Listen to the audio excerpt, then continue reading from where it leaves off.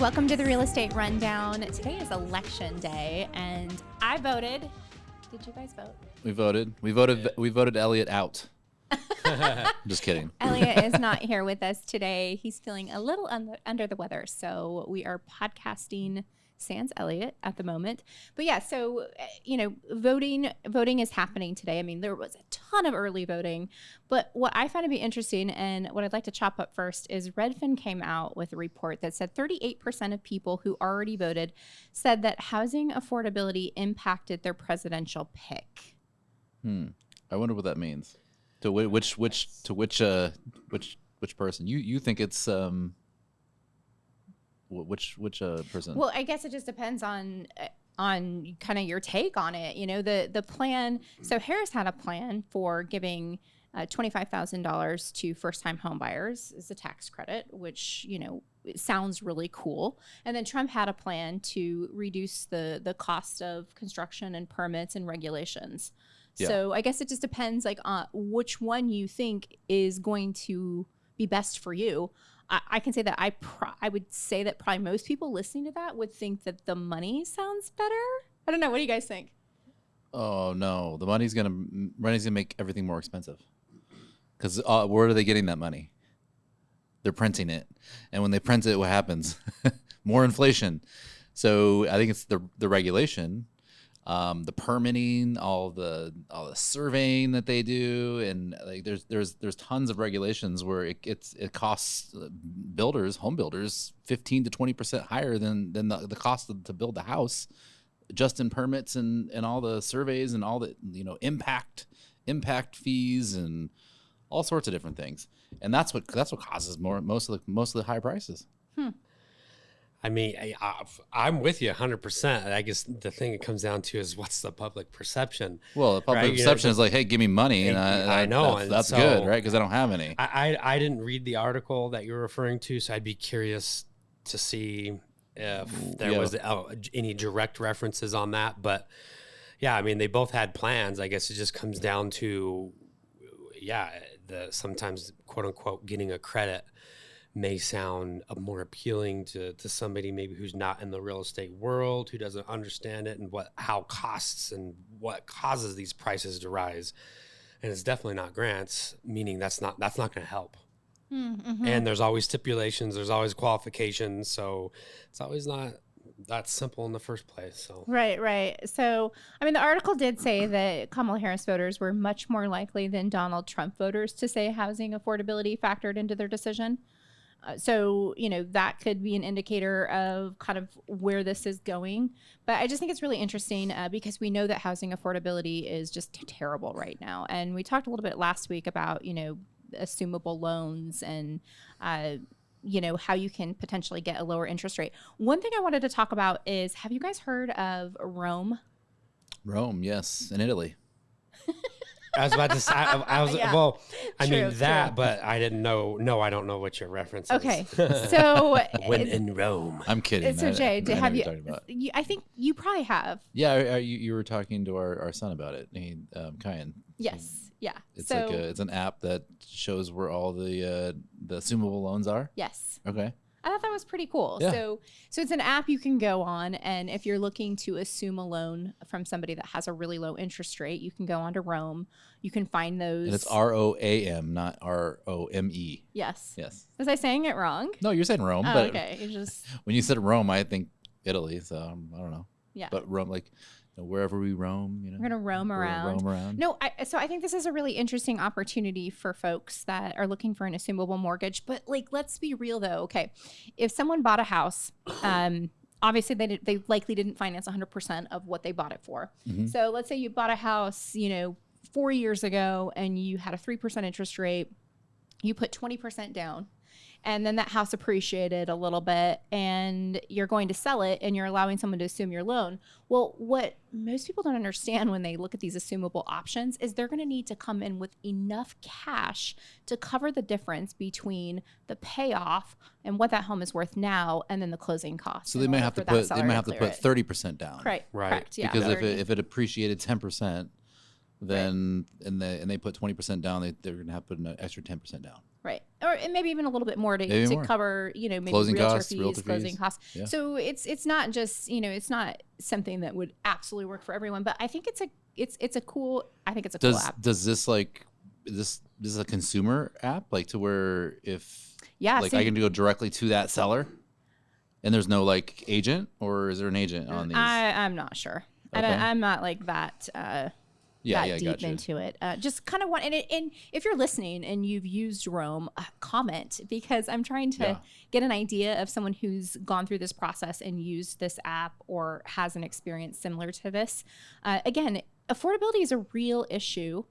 There was something else that broke, and I found this to be, it's kind of sad, to be real. So the typical U.S. home seller and homeowner are way older than normal, and the typical home buyer is also a lot older right now, which is just kind of indicative of the unaffordability that we're in right now. So it's kind of sad. It is sad. Younger folks are being priced out of the market and just struggling to get into the market. Well, yeah, that's interesting. I remember, because I got my first house when I was 21. And of course, right, when you're 21, it's all relative, kind of, for the most part, your era. That was back in 2008. Yeah, and 21 is like young right now to own a house, to buy a house. And unfortunately, I mean, when I compare it to now, right? I mean, I could buy a 3-bedroom, 2-bath between 1,400 to 1,800 square foot house, depending on location, for about 150 to 190,000. Yep. I ended up buying mine for 165. Oh. You're right, and then when you're that age, you're like, oh my gosh, my mortgage payment's $1,100 a month. And that was like around our first mortgage payment, and it seemed like so much money. I remember stressing out about it. Yep, and my interest rates then were like for FHA was 6.something%. And but when I think about it now, I was like, oh my gosh, 165. So cheap. Love those days again. I wish I had bought 50 of them. I know. But it's interesing for sure. So you were 21 when you bought your first house. How old were you when you bought your first house? How old you were? No, you were older. I was 22, 21, 22, right? I don't know. 23? No, 23. I don't remember. Okay, so you were in your early 20s. So the average age of a U.S. home buyer right now is 56. Wow, that's average? Yes. Jeez. That's my point. Wow, that's interesting. And I thought it would be younger than that. No. Average age of a home buyer, so basically you're 86 years old after your 30-year mortgage. Yeah. Wow. I know. So just kind of indicative of the times for sure. And so it's not surprising that many people had housing affordability kind of on their priority list when they were headed to the polls. We'll know the results, and maybe we'll know them over the next few days. Who knows how long it will take. But I want to shift gears because OfferPad reported yesterday, and we all know how much. Sad. We're just such big fans of OfferPad. Amazing pad. Yes. It's like I'm nervous even talking about them because don't say their name. Last time I got a cease and desist. By talking to them? Yes. They were trolling my social media. I'm like, what the heck? Well, you can't talk about them? Well, in this context, I just can't tell. Whatever. I can't tell certain aspects of the story. Anyway, they're offer mad. Well, they got to be kind of disappointed in, they spin it. They think that they're doing well, but their acquisitions and home sales are definitely low. So they acquired 422 properties in quarter 3 of 2024. That's down from 831 in quarter 2. So they've definitely seen a drop in acquisitions. But here's the part that I thought was really interesting. They said that a third of their acquisitions came from their agent partnership program, which, we had some thoughts on this because Keith, we were talking before the show, like how they didn't want agents and now they want agents. Like, let's dig into that. Yeah, I mean, when these companies originally created themselves, right? First the Open Door, and now then the OfferPad followed shortly after that. their overall mantra, so to speak, was we created this company. You can come to us directly, consumer, come to us. We can do it better. We have a better solution. We can streamline the process, and it's easier, right? That was the pitch. Mm-hmm. And we can do it cheaper because there's no agents, right? There was, and cheaper, right? Yeah. And having the topic of having an agent involved, going directly to them really wasn't a topic of conversation, right? Later down the road, then agents was like, oh, maybe I'll try to get an offer from my client before they go to OfferPad directly or Open Door, right? Then that's when the whole game really started. And it's just interesting now that clearly that approach, maybe only works in a super duper hot market when you can buy properties for more than they're worth. But when it comes down to a unique market and needing to be educated, and now that enough time has passed, there's more options out there and solutions than just an instant cash offer from like an OfferPad. They probably quickly realized, let's shift our business here. And it sounds like they're borderline surviving because of agents when, we all know at the end of the day, they wanted to kick them to the curb. Yeah, this graph graph looks like a big downhill slope. So all the way. And that's from 2022.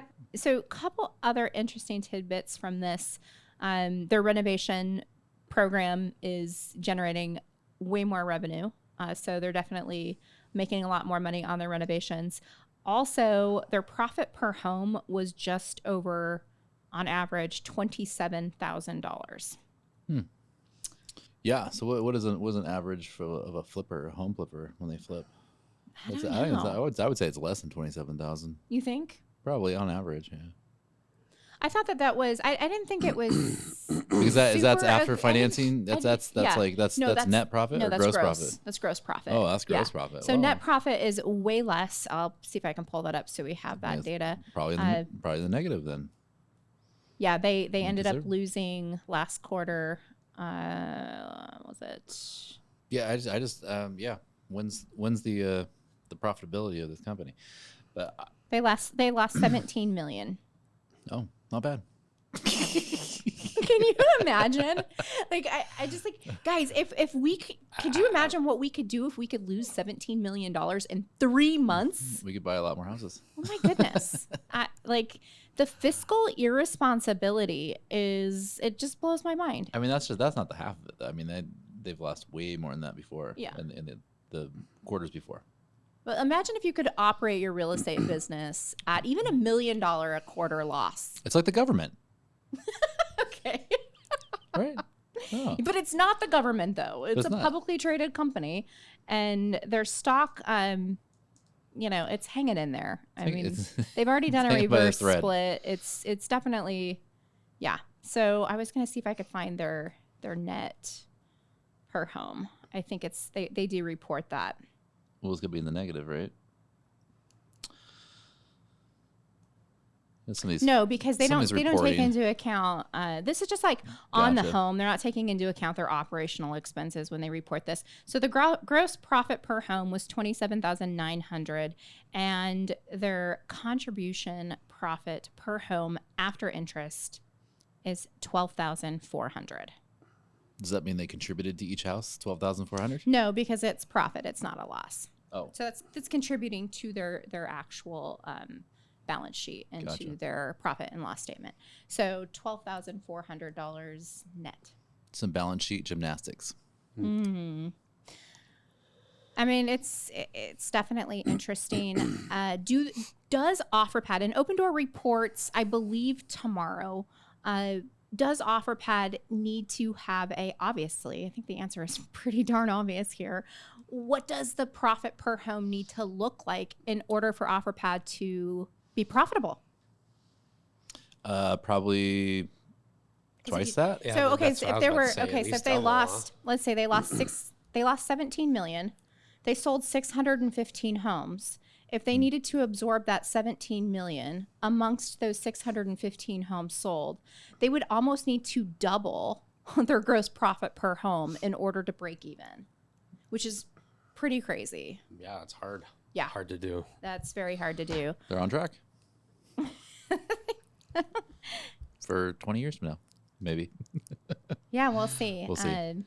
Yeah, I mean, I think the stock, the OfferPad stock, Open Door stock is gonna skyrocket this year or 2025. Yeah, why so? Yeah. I mean, real estate stocks do well election year, so or the year after election. So I think you definitely want to buy some.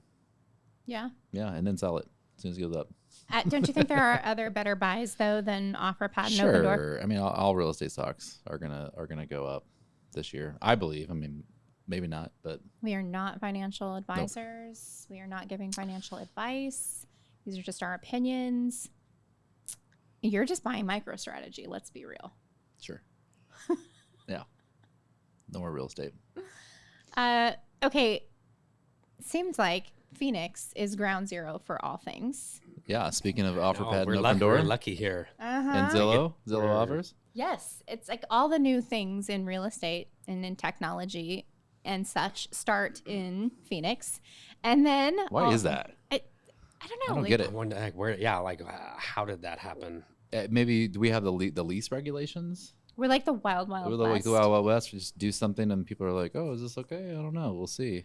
And I think it's also our housing stock is really homogenous. I mean, I clearly other people know that because I've had, not recently, but like several years in the past, especially when we were like getting things started with Zoodealio and buyers and purchasing properties all across the country. Like, oh, why does all the cool stuff always happen in Phoenix? I got several people say that. So there's I think most people know. It's like so goes Phoenix, so goes the market. I don't know. So if you're wanting to test something, like if you're Amazon and you're wanting to test drone deliveries, there's not a better place than Phoenix. And it turns out that Amazon has received FAA clearance to test drone deliveries in Phoenix, and they're starting today. Wow. So I can get my Amazon package? I know. I'm like, how is this going to work exactly? Like, are they going to like fly this drone right up to your doorstep? How far do these drones go? Like miles and miles and I miles? don't know. I guess it depends on the battery, right? I read the article and it didn't really say that. It just said that they're going to fly below the visual flight line for pilots. And they're going to start in Phoenix and Tolleson. Just like a stunt, because I don't get it. Like these packages can't be that heavy then, right? Unless they have some big drones or like these giant drones. Our bay isn't going to be delivered on a drone. It's going to be fascinating. If you have Ring doorbell footage of Amazon drone dropping off a package, like we want it. Send it in. We want to see this. I mean, that could be dangerous too. I mean, if a kid goes over there and just like gets her hand chopped off, like does it drop it like far from it? It's like 20 feet in the air. It's like nothing. Because if it gets too close, don't you think that it can hurt somebody? Yeah, I have no clue. But I mean, those things. I hit my finger with a drone chopper thing or a blade. Yeah, they're intense. It doesn't feel good. No. Yeah, interesting things for sure. What else you guys got for today? Well, it's election, so I guess we'll find out tomorrow when it drops, when the podcast drops. Chris is gonna drop it tonight or tomorrow. Tomorrow. I'm just kidding. I'm just Jason, teasing you. You're being. I mean, that's all I can think about right now. I mean, that's the topic, right? It's election day, and you either got your voting out of the way, or you're doing it. It's the day after election day. Yeah, you're doing it the day of election day, and it'll just be interesting, right? We went through a very interesting election 4 years ago. It was the most drama-filled election that I've had in my lifetime, and we'll see what happens with this one. Could be three times. Okay, I don't even know what to think anymore, to tell you the truth. I will say that as I was reflecting back on past elections, I remembered the Bush and the Gore situation where they were going through the ballots and they were like looking at hanging chads. Remember that? Oh, and they yes. were like holding them up and they'll be like, is this a vote? Because there's a chad hanging. And well, a chad was like a little piece of paper where the punch. Yes, and it didn't like it was like didn't fully. It didn't punch all the way through. Right. And so it was just hanging by a thread. And so that was a very drama-filled election as well. And it turned out, right, like Florida decided it. And it was like a couple counties. And I don't know. I don't remember exactly because it was literally a long time ago. But I think that there has been, in my opinion, some drama. Yeah, but people were on both sides were straight up, whether you want to call it rioting, whether you want to call it protesting at a level that we've never from any other elections. So that's what I mean by that. Yeah, for sure. My wife works downtown, and there is nobody. Nobody has to go to the office this week because they're anticipating, regardless of the result, of people protesting downtown. Are you serious? And so they're having it as a safety standard now because of what happened from the last election. Wow. That had never been implemented before. Oh, do we get to stay home tomorrow? I wasn't aware of that. I think we're probably in a decent fine area. Yeah, we're like, we're not we're by safe. the Capitol. Yeah, that's true. And I know that like parts of Washington, D.C., they were boarding up windows and boarding up things. So let's just have a peaceful transfer of power. I mean, that's crazy. my hope and prayer for everyone. And also, guys, like I think that the floodgates are going to just be opened up, and home buyers are going to just flood back into the market, and we're going to see sales pick up. What do you guys think? Yes. Over 4 million next year. I think I'm trying to just stay very neutral right now. Whatever happens with the election, I think that will happen only when it's quote unquote concrete and over with. If it drags, but like it did last time, I don't think the market's going to pick up until it's all done. So the uncertainty, if it's prolonged, will just lead to more uncertainty. Yep. I mean, that makes sense. Yeah, but after that, hopefully people will move on. You know, some people won't, some people will, but the masses normally move on at some level, and they'll move somewhere. Things will pick back up, right? Hopefully they'll sell a house.